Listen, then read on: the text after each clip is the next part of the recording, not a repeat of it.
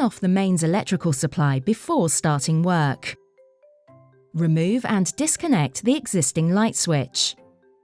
It may be useful at this point to mark out or take a photograph of the connections to the existing switch so that the correct wires can easily be transferred to the new dimmer switch. Some existing wiring configurations can be complex, so take care. Check the back box behind the existing light switch.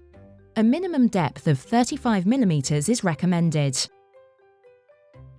Remove the plastic film warning label. Ensure the signal wire, marked S, only connects the two S terminals and doesn't connect to the mains.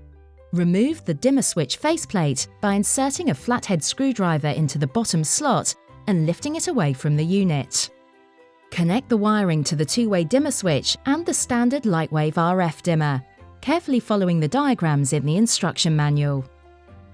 Ensure that the terminals are properly tightened and that no bare wire is visible.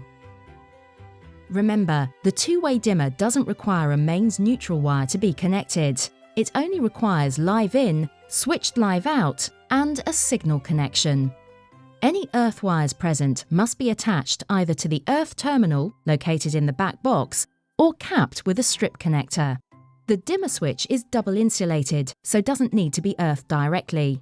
Mount the dimmer switch to the back box and ensure that the screws are sufficiently tight to support the product. Don't over-tighten, as this may cause the chassis to bend. Ensure that the plastic spacer is correctly aligned and that no wires are trapped between the dimmer switch and the back of the back box. Replace the plate. A click sound should be heard to signify that the plate has been correctly fitted. Turn the mains electrical supply back on.